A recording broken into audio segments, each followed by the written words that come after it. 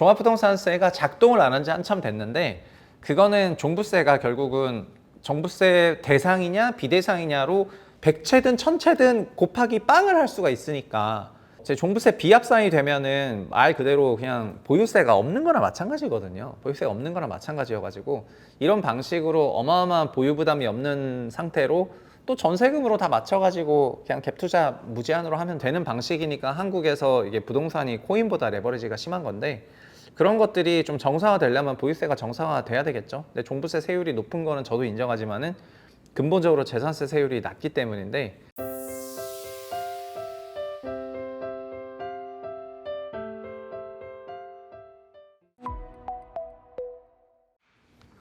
안녕하세요, 최부심입니다. 종부세 폭탄이 온다 이런 내용입니다. 종부세는 6월 1일을 기준으로 그 종합부동산세를 내야 되는 주택들을 합산해 가지고 그 가액을 계산을 하는데요. 뭐 집이 있으면 다 종부세 내는 거 아니야 하겠지만은 종부세는 종부세 내는 주택이랑 종부세 안 내는 주택으로 나눠져 있습니다. 그래서 종부세 안 내는 주택으로 한 200채 갖고 있어도 종부세가 없어요. 이게 제가 자주 얘기했던 신도림에 있는 모 아파트 단지죠. 200세대가 넘는데 개인이 아파트 단지채 다 갖고 있지만은 종부세를 안 내왔죠. 왜냐하면 종부세를 안 내는 아파트니까요. 그래서 소위 뭐 조단위 부동산을 갖고 있어도 종부세를 안 낼 수가 있습니다. 결국 이거는 종부세는 그래가지고 부동산을 다 내는 게 아니라 그냥 곱하기 0을 곱해버릴 수가 있는 거기 때문에 내는 집만 계산하는 겁니다. 예시에서는 5주택자인데 한 집은 자기가 한 집이고 네 채는 종부세 합산 배제 주택이라면 이 사람은 실질은 5채 소유지만은 종부세법상에서는 1주택자가 되는 거거든요. 그래서 이렇게 합산 배제 주택을 잘 챙겨가지고 할 수 있는데 합산 배제에서 가장 중요했던 것 중에 하나가 주택임대사업자 등록주택이었습니다. 주택임대사업자를 등록하면은 이 주택은 종부세 합산 배제를 해줘요.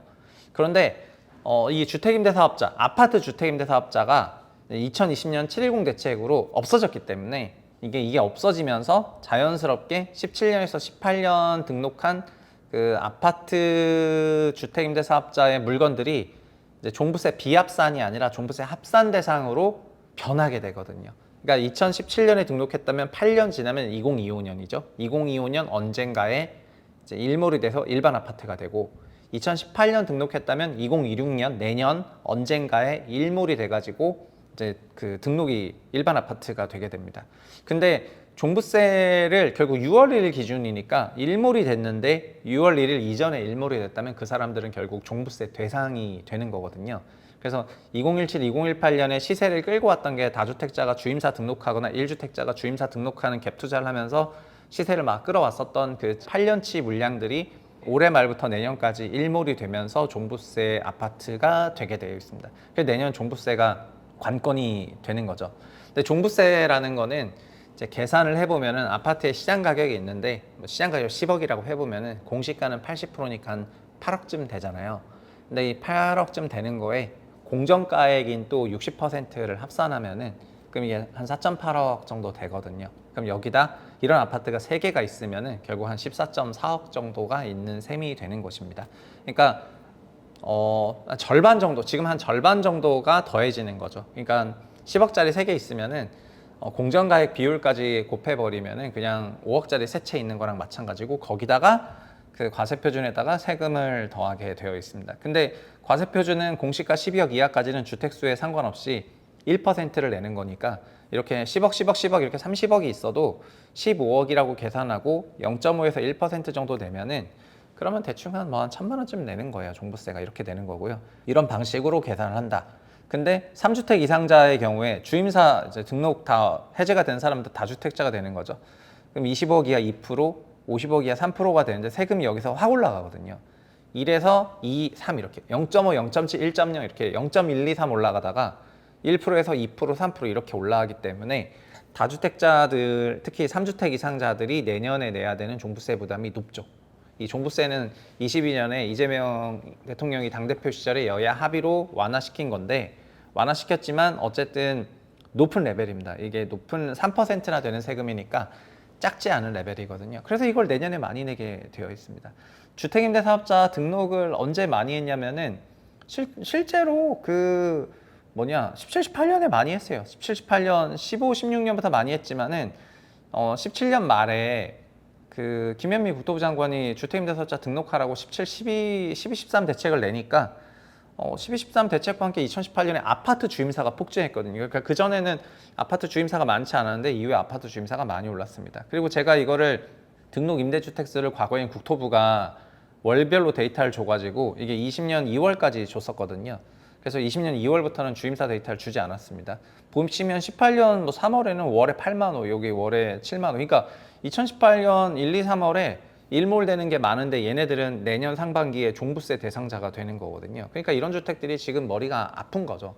주임사 등록 기간을 딱 끝내놔야 양도세 감면을 받을 수 있는 그런 상태가 되는 건데 종부세는 노출되니까 이제 내년 상반기에 이런 물량들이 거리로 나올 가능성이 굉장히 높습니다. 그리고 이게 양도세 감면 혜택을 유지하려면 어쨌든 임차료는 통제하고 있어야지 되거든요. 그래서 이제 내년 상반기에 매도 물량이 많아질 가능성이 없지 않습니다. 정리하면은 주임사가 일몰이 되면서 아파트 주임사 일몰은 다주택자들이 종부세에 노출되는데 세율이 적지 않은 레벨입니다. 그리고 여기서 또 머리 아픈 게 이건데 내년 5월 9일부터는 양도소득세도 중과, 팔 때 양도세도 중과되는데 이제 주임사 매물들은 이제 양도세 중과를 미적용을 받는 거죠. 그래서 따라서 그 보유세 인상하게 되면은 일단 양도세는 덜 내도 되지만 보유세를 많이 내게 되니까 그냥 이런 물량들은 팔릴 것 같거든요. 이게 이제 팔릴 것 같고 세금은 6월 1일 전이니까 아마도 내년 4월에는 이런 상당한 어떤 물량들이 왔다 갔다 하지 않을까라는 개인적인 생각을 가지고 있습니다. 그리고 내년에 양도세에 관련해 가지고는 뭐 내년 세법을 좀 더 봐야 되겠지만 중요한 거는 이제 종부세가 지금 있는 세팅만으로 종부세를 안 내시다가 이제 내게 되는 그런 아파트들이 크게 늘어난다는 거거든요. 근데 이거 말고 단기 주임사, 그러니까 이미 2020년에 일몰됐을 때 그때 단기 그 4년이랑 8년 등록자가 있었는데 이 4년, 8년에서 8년인 분들이 내년에 2018년이면 내년에 만기고 2017이면 올해 만기잖아요. 근데 당시 소위 5년 등록하신 분들은 이미 그때 없애면서 만료가 된 분들이 있는데 지금 말소가 되고 나서 5년이 지나서 누과된 금액을 한 번에 종부세를 내라고 하니까 이제 난리가 난 게 있었거든요. 근데 여튼 종합부동산세가 작동을 안 한 지 한참 됐는데 그거는 종부세가 결국은 종부세 대상이냐 비대상이냐로 100채든 1000채든 곱하기 빵을 할 수가 있으니까 제 종부세 비합산이 되면은 말 그대로 그냥 보유세가 없는 거나 마찬가지거든요. 보유세가 없는 거나 마찬가지여가지고 이런 방식으로 어마어마한 보유 부담이 없는 상태로 또 전세금으로 다 맞춰가지고 그냥 갭 투자 무제한으로 하면 그런 되는 방식이니까 한국에서 이게 부동산이 코인보다 레버리지가 심한 건데 그런 것들이 좀 정상화되려면 보유세가 정상화돼야 되겠죠. 근데 종부세 세율이 높은 거는 저도 인정하지만은 근본적으로 재산세 세율이 낮기 때문인데 이게 재산세 세율이 결국 올라가는 것이 결국은 가야 되는 방향이거든요. 그러나 한국에는 1경 4천조 원의 부동산을 지키는 어벤져스 집단이 있다. 기재부 세제실 같은 그런 어벤져스 집단이 있죠. 기재부 세제실이야말로 진짜 개혁 대상인 것 같고요.